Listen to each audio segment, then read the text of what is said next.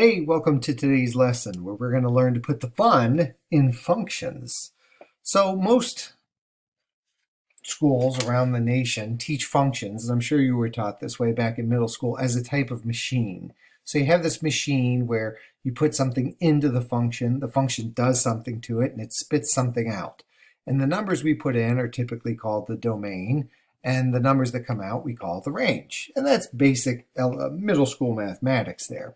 So, to just kind of refresh ourselves, you might have a function like this. And I define this function f of x as taking some number x, squaring it, multiplying it by 2, and then subtracting 3. And you take numbers from a domain, and in this case, for whatever reason, we have an extremely limited domain made up of 4 numbers. But what happens is you put a number like -3 into this function, and it spits out a number that falls into the range. So -3 goes in, 15 comes out. That was a pretty good effect, I think, right there. But if you think about it, -3 squared is 9. 9 doubled is 18. 18 minus 3 is 15. And that is how functions work. And for a lot of your math career, functions were just this plug and chug idea where you plug a number in, you chug through the math, and you get something that comes out. But there's a lot more to functions. And today's lesson is really one of those pre-calculus lessons. This is just a skill day where we kind of play around with functions a little bit, and the context isn't quite there for you to understand why we're doing it. We're just doing it. And then when you get into calculus next year, the context will be clearer and it will make more sense. But one of the things I want to look at with everything we do with functions is the domain, because sometimes the domain isn't quite what it appears to be. So let's first of all look at some things we can do with functions besides plug and chug. And one of the things we can do are some of these major operations. The major operations in math are adding, subtracting, multiplying, and dividing. And so if you look at, say, 2 functions that I've defined here below, I just made these up. F of x is x squared minus 3, and g of x is 2x plus 4. We can do some of the basic functions with those. We can add those 2 functions together. So we can take f of x and add it to g of x. And you might say, how do you add a parabola and a line together? Oh, by the way, sometimes the notation might look like this, and this is called f plus g of x. But algebraically, and we will look at this later graphically, and we will look at this later through tables, but algebraically, it's pretty much what you think it would be. You take f of x, and you simply add what g of x is. And then you just do the math. And that's x squared plus 2x plus 1. And again, we will look at, in the next time we meet, we will look at what happens when you do this graphically or when you do this through tables. But right now, let's just make sure we understand these basic function operations. We can subtract functions. F of x minus g of x, or f minus g of x, same thing. It's exactly what you think it would be. You could take f of x and you could subtract g of x, being very careful of your signs and distributing your negatives. And that's what it is. And so we could go through and we could do f of x times g of x, or f times g of x. And that is exactly what you think it would be. Whoops. We take f of x, we multiply it by g of x. We're going to be very careful we do this correctly. And that's what you get. And finally, we can also do division. F of x divided by g of x, or f divided by g of x. And that's f of x divided by g of x, and that doesn't simplify or anything. It's just what it is.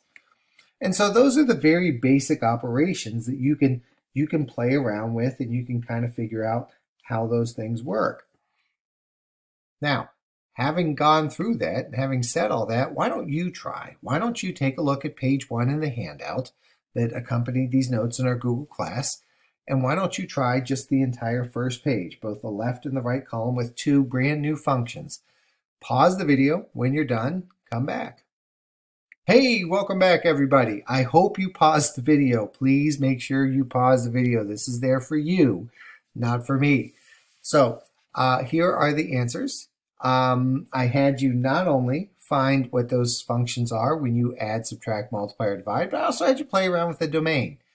And just a little bit of information. You can write the domain using interval notation. This is negative infinity to infinity. Or you can write it using this like set notation, a double barred R, 2 bars there. It's like a double strike, R, and then you shift it in R. That means all real numbers.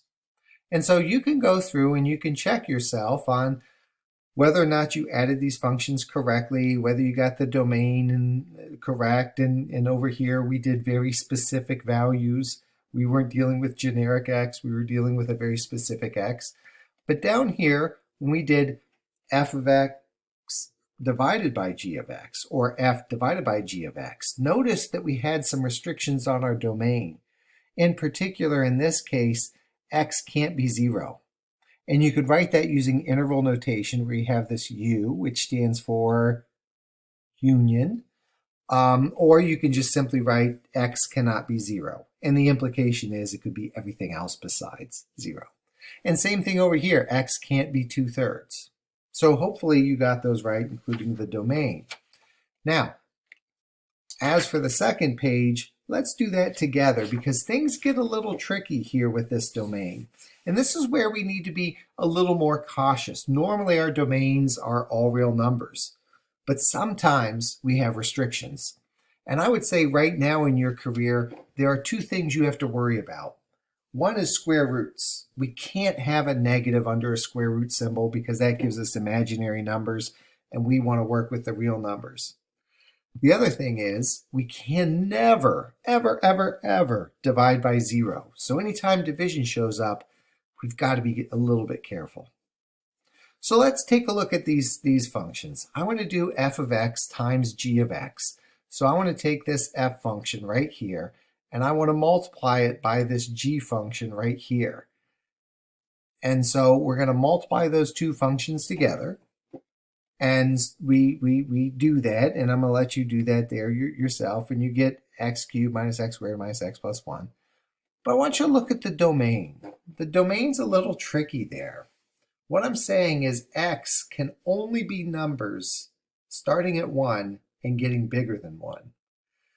And there's a reason why we have a restricted domain. In this case, I see square roots, and I'm afraid of getting a negative number in the square root.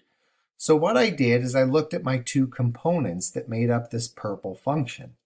I looked at the square root of x squared minus 1, and I said, well, whatever's under that square root, x squared minus 1, has to be bigger than or equal to 0. And that gave me these restrictions here. X could be any number smaller than or equal to negative 1, or any number bigger than or equal to 1. And you could figure that out using some algebra. It may be a little bit unfair for me to assume you guys know how to handle inequalities and quadratics. I'm not sure if you got to that last year or not, but some logic will tell you that. But I also looked at the red function, because the red function is part of this purple function. And looking at the restrictions of the red function and the purple function, I have to choose the most restrictive restriction. And that's x has to strictly be greater than or equal to 1. Now, when we move on with the second thing, I want f of x divided by g of x. I want f divided by g of x. And this is an area where we need to be a little bit cautious here. So I'm going to take f of x, which I should just come up here and grab it and bring it down. And I'm going to divide that by g of x. Let me grab it and bring it down. Right there. Okay, didn't want to go. Let's try it again.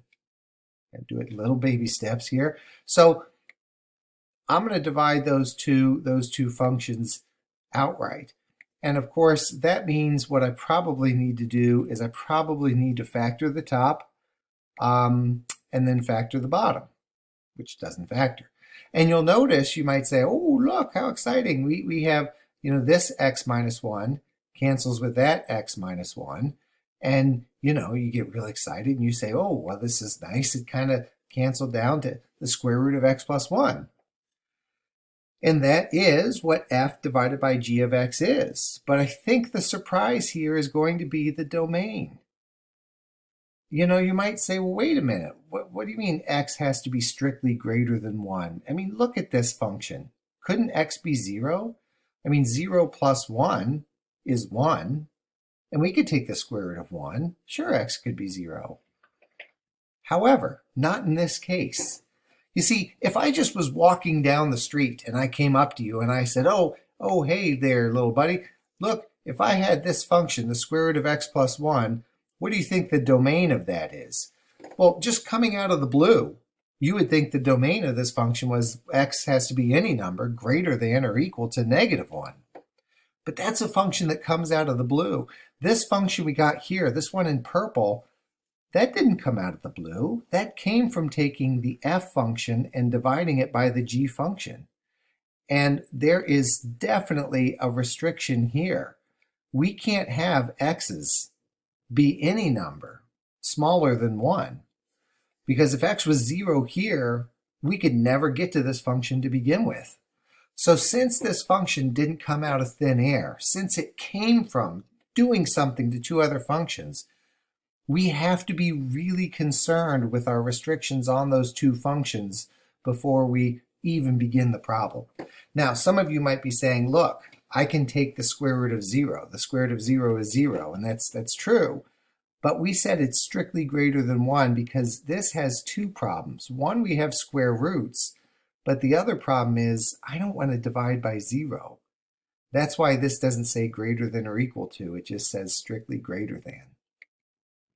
And then when we get to the third one here, you'll see a very similar type thing. We have, we're taking square roots, and we can simplify there. We can go through, we can say, okay, that cancels out with that, and we end up getting 1 over the square root of x plus 1. And here, this is our answer. I mean, our answer is not showing up. There we go.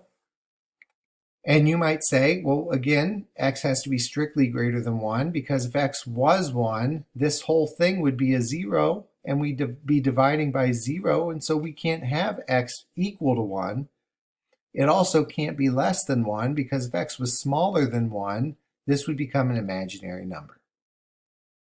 Okay, so the next part of this is we have to go through and we have to look at very specific f of g's f divided by g of 1, or g divided by f of negative 1, or f times g of 0. And if you look at all of these, this is what f of g of x was from our previous page. And this says x has to strictly be greater than 1. We can't do that. And even though you could put a 1 into this function and get the square root of 2, the fact of the matter is that we can never divide by 0. And g is a function that got us this. And g would never let x be 1 because we'd be dividing by 1. As a matter of fact, all of these would be undefined because every single value I'm trying to plug into these functions are not acceptable based on where they came from. So you would need to know some of the function's history there. Okay, the last couple pages, I want you to just try on your own. So would you please, on page 3, give that a go, try it on your own, pause the video, come back, check your answers. Hey, welcome back. Let's check our answers. We're running out of time. Here are the 3 things I got for problem 4. Please make sure you take a look at the domains. The domains are written here. And again, if I came up to you and I said my function is x plus 2 quantity squared, you would think there'd be no restrictions on that function whatever. It's just a parabola. But remember, the function we're dealing with didn't just come out of thin air. It came by taking a function f and dividing it by a function g. And in this case, there was something going on here that made me restrict my x. And there's the answer to 5. Have a good day.